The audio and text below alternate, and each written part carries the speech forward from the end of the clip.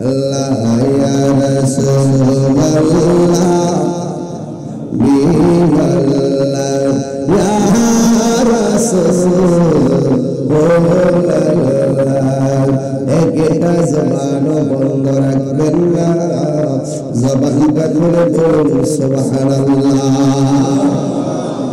আল্লাহর হাবিব বলেন কিয়ামতের বড় বড় আলামতগুলো হলো এই দুনিয়ার জমিনে ইয়াজুজ মাজুজ আসবে এই ইয়াজুজ মাজুজ এখন প্রাচীরের মধ্যে বন্দী আছে এই ইয়াজুজ মাজুজ বৃহৎ আকার বিশিষ্ট জীব এরা বিল্ডিংটা থেকে বের হয়ে যাবে মানুষগুলোকে পিঁপড়ার মতো মনে করে কামড়িয়ে কামড়িয়ে খাবে পিঁপড়ার মতো মনে করে পায়ের নিচে পালাইয়া পালাইয়া মারবে নদীর মোহনায় তারা দাঁড়াইয়া বিশাল নদীর পানি তারা হাত ধরলে শুকায়া যাবে এই কিয়ামতের আলামত হলো এইগুলা দুনিয়াতে প্রকাশ হয়ে যাবে দুই নম্বর হলো দাজ্জাল আসবে এটা কিয়ামতের আলামত দাজ্জাল আইসা বলবে আমার আল্লাহ মান ঈমানদার যারা তারা কখনো আল্লাহ মানবে না জবানটা খুলে বলেন আল্লাহ কি দুইজন না একজন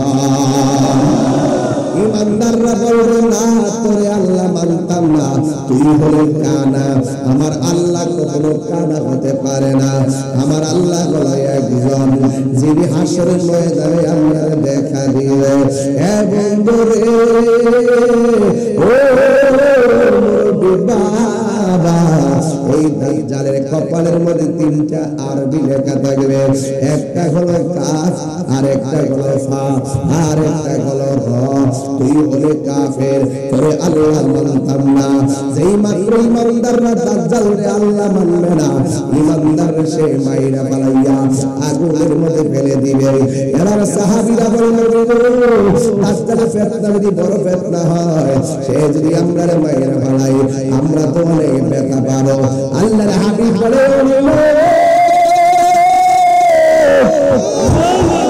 না না না তোমরা ব্যথা পাবে না কারণ দাজ্জাল যখন তোমাদেরকে আগুনের মধ্যে ফেলে দিবে দাজ্জাল মনে করবে আগুন কিন্তু আমার আল্লাহ এই আগুনটারে ফুলের বাগান বানায়া দিবা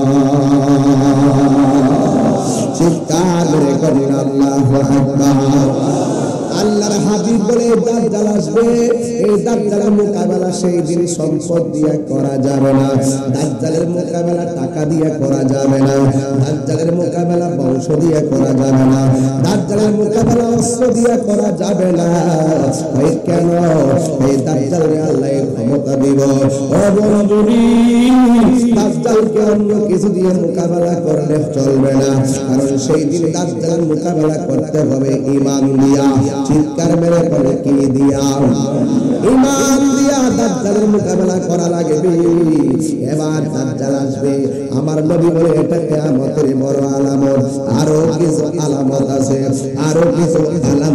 রে বাবা কেমন আলামত আছে জানো এই দাজ্জাল যে আসবে দুনিয়ার জমিনে আরো কিছু আলামত আছে এই আসমানটা আপনারা দেখতেছেন আল্লাহ রাব্বুল আলামিন আসমানটাকে 7 পাল্লাই বানাইছে জবানটা করে কয় পাল্লাই বানাইছে আল্লাযী খালাকা সাবআ সামাওয়াতিন তিবাকা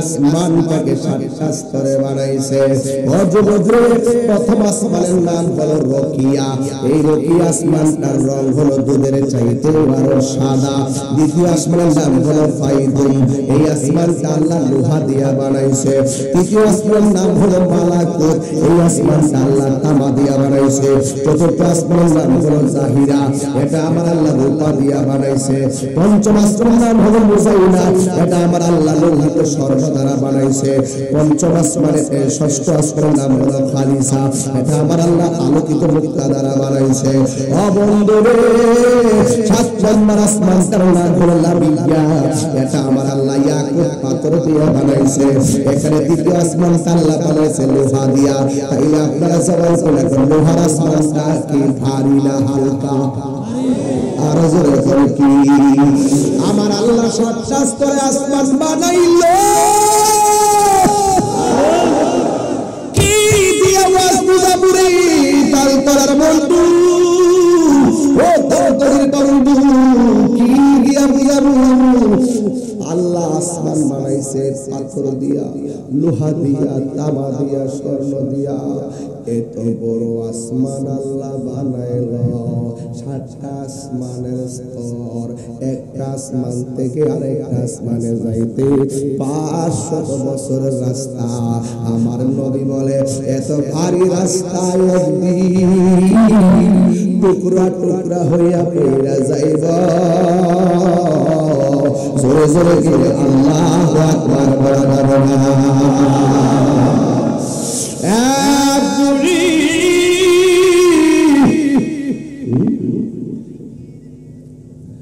ওই 7 আসমানের ভিতরে আমার আল্লাহ তারকা বানাইছে। তারকা, এক একটা তারকা পৃথিবীর চাইতে আরো বড়। আমি পাতলা ওয়াজ করতেছি না, একটু গভীর ওয়াজ করতেছি। এখন যে 7টা আসমানের নাম বলছি, আমার মনে হয় না যে আপনার জন্মের পরে আসমানের নাম জানছেন। কোন আসমানটা কি দিয়া বানাইছে আমার মনে হয় না যে আপনার জন্মের পরে আপনি শুনছেন যে কোন আসমানটা কি দিয়া বানাইছে। আপনাকে আমি অনেক রিসার্চের পরে ওয়াজটা দিলাম। লোহার আসমান কোন খুঁটি আছে? না নিমক কারাম বান্দা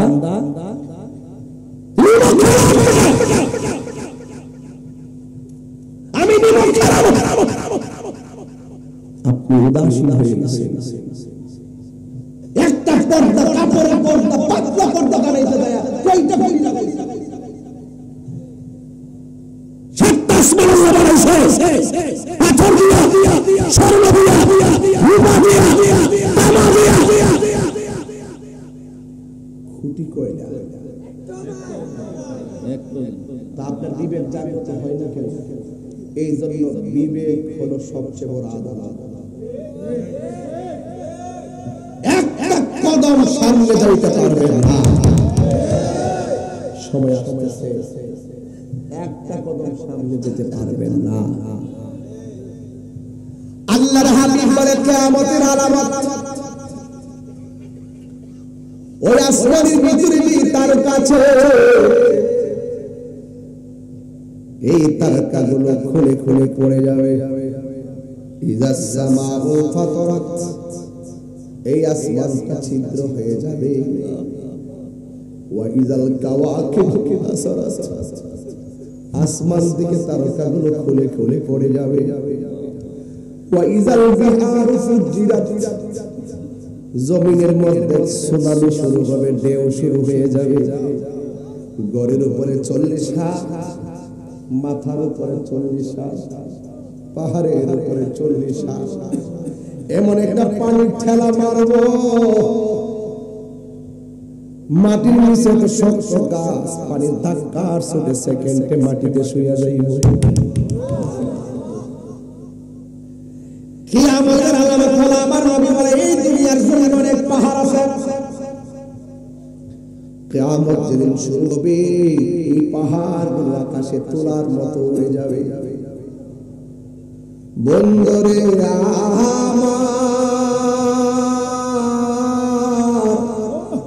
ও তালতলের বাবারা, ও কচুয়ার বাবারা, রহিমানগরের বন্দরা, হাজীগঞ্জ, চাঁদপুর, শাহরাস্তির বাবা,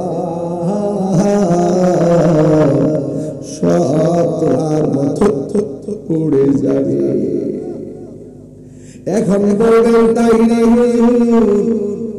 এই পাহাড়গুলো আল্লাহ কেন বানাইছে? আমার বলতে হবে না, আল্লাহ বলেছে ওয়াল জিবালা আওতাদা, আমি আল্লাহ জমিনটা যেন অশান্ত না হয়, জমিনটা যেন কাঁপাকাঁপি না করে, আমি আল্লাহ পাহাড় দিয়ে জমিনটারে পেরেক মারছিলাম। আল্লাহর হাবিব বলেন কিয়ামতের বড় আলামতের ভিতরে একটা আলামত হলো এই পাহাড়গুলো তোলার মতন পড়ে যাবে। ইজা জালজিলাতিল আরদু জিলজালাহা, যখন পাহাড় উড়ে যাবে তখন জমিনটা কাঁপতে শুরু করবে, কাঁপতে শুরু করবে।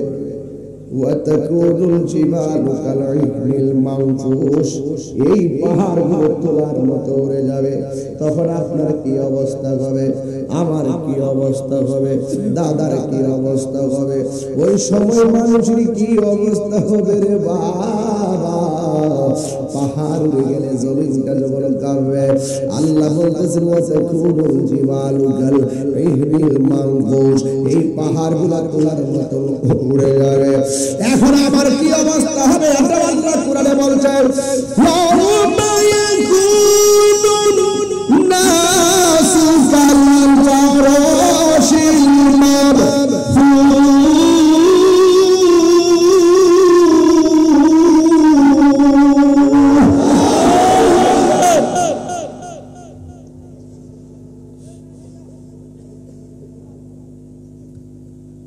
যখন পাহাড় গুলো উপরে উঠে যাবে,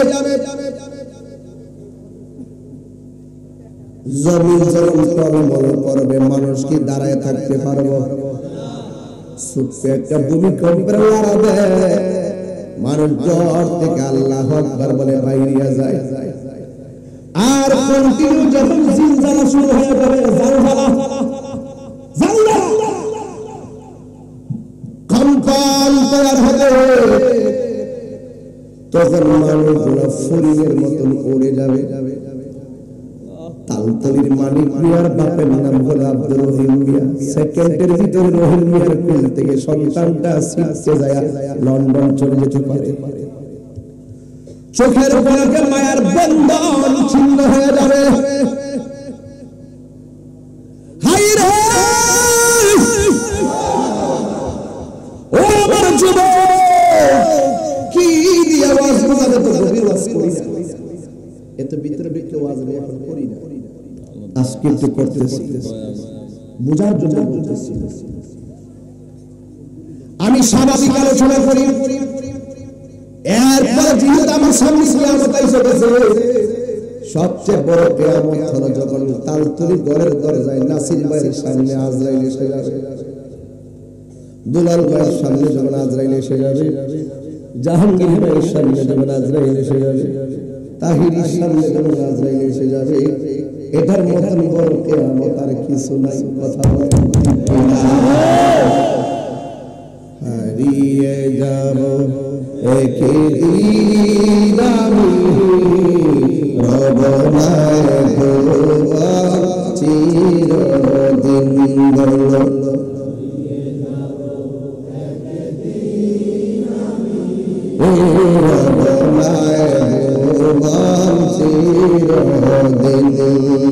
ক্ষমা করে দিও তোমরা আমায়, বলো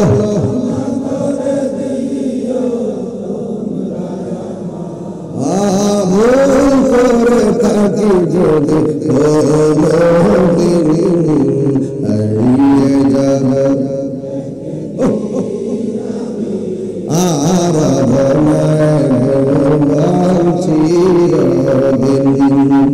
বাসি বাগান মাদরস্তানে, হয়তো দিবে মোর খবর, তোমরা আমার যাবে ভুলে, রাখবে না জানি কোনো খবর।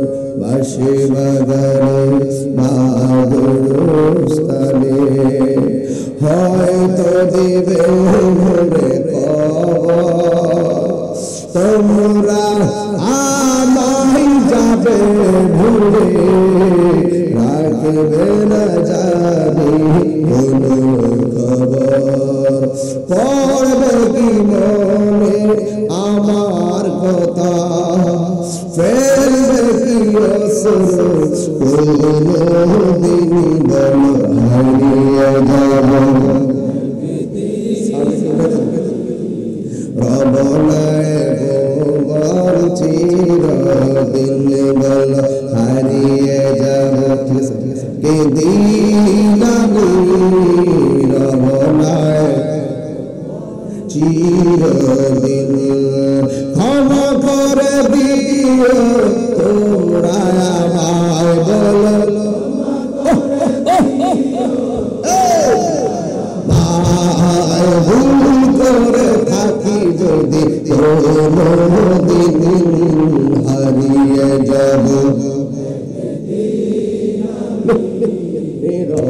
না ভুবন চিরদিন বল হারিয়ে যাব একই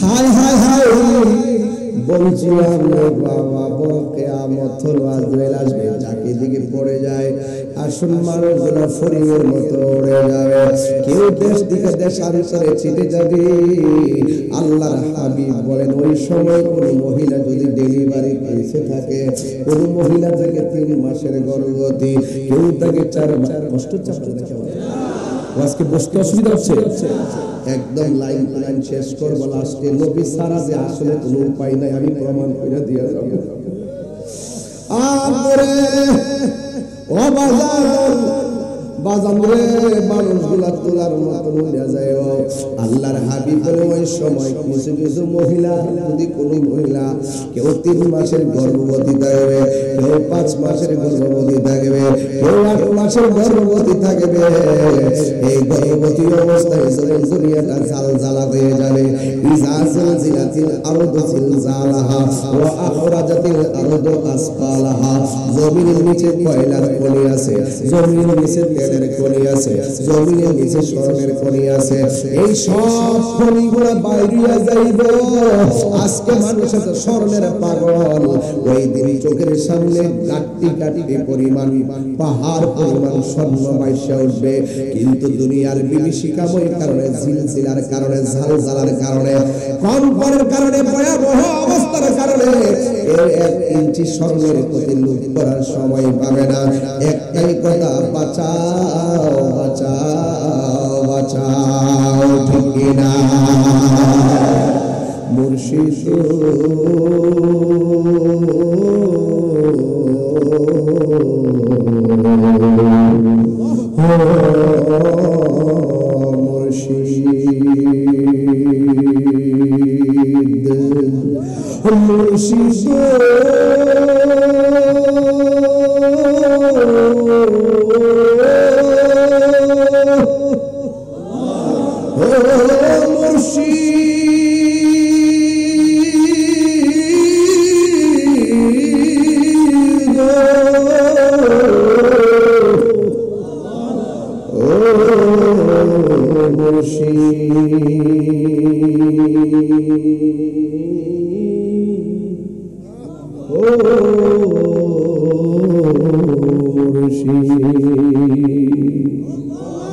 আমার মন মজাইয়া রে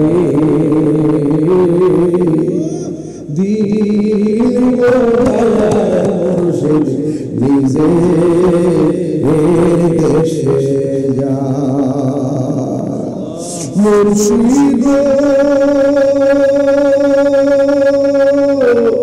একে আমার বাংলা গো তার উপরে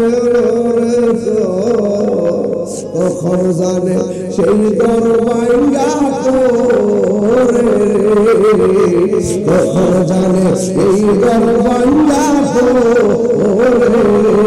এই আরি রে কাঞ্চা বাসের রে বাজার লুটিয়া নিল এই তরিকা বন্ধু যারা আজকে বুঝবো আমি মনে করি তরিকা বন্ধু যারা বুঝবো